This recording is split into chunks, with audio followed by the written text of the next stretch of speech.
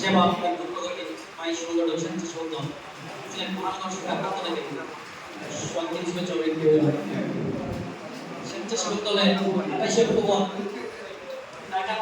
ঢাকায় আন্দোলন শুরু হওয়ার পর আমরা পাড়াক্রান্ত হৃদয় নিয়ে স্বেচ্ছাসেবক দলের অন্যতম সদস্য বিমল দেবনাথ দাদাকে ঢাকায় কারাগারে আটক রেখে এসে সিলেটের রাজপথে আন্দোলন মহানগর স্বেচ্ছাসেবক দলের সংগ্রামী আহ্বায়ক বিপি মাহমুদ চৌধুরী ভাই এবং আফসর খান ভাইয়ের নেতৃত্বে আমরা 29 অক্টোবর মহানগর স্বেচ্ছাসেবক দলের আন্দোলন সংগ্রাম শুরু হয়।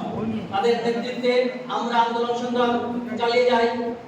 আফসর খান ভাই এবং মাহমুদ ভাই তারপর থেকে গ্রেপ্তার হওয়ার পরে আন্দোলনে আমরা উচট খাই।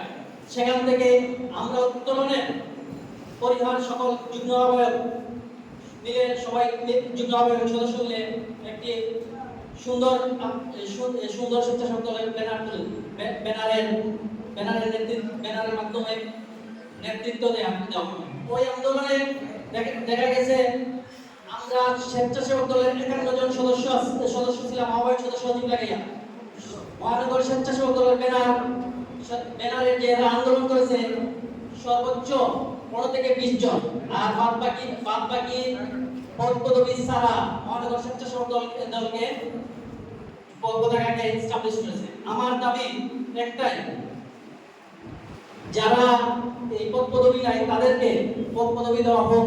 আমরা হামলা শিকার হয়েছি, সেই হামলার মধ্যে আমাদেরকে সহযোগিতা করেছেন মহানগর স্বেচ্ছাসেবক দলের সংগ্রামী আহ্বায়ক আফসর ভাই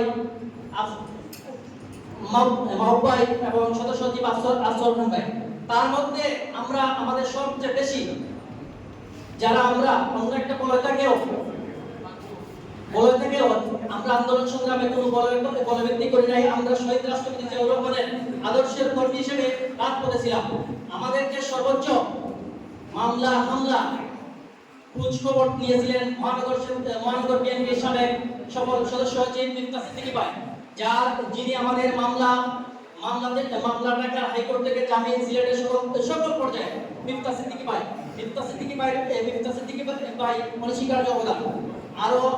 আরো আমাদেরকে যারা এই আন্দোলনে সহযোগিতা করেছেন সিনিয়র যুগ্ম আহ্বায়ক আব্দুল সামাদ দিওয়াল ভাই, আরো রয়েছেন যুগ্ম আহ্বায়ক আব্দুল হাসিন ঢাকারিয়া ভাই, তারপর যুগ্ম আহ্বায়ক রনু ভাই। তাদের নেতৃত্বে আমরা এই সিলেটের রাজপথে প্রতিটি আন্দোলন কর্মসূচি সফল করেছি। আমার দাবি কেন্দ্রীয় নেতৃবৃন্দ গেছে, আমি রাজনৈতিক আইডেন্টিফাই পেয়েছি, কিন্তু অনেক ছেলে আমার সাথে আন্দোলন করেছে, তারা রাজনৈতিক কোনো পরিচয় নাই। তাদের পরিচয় আমি চাই।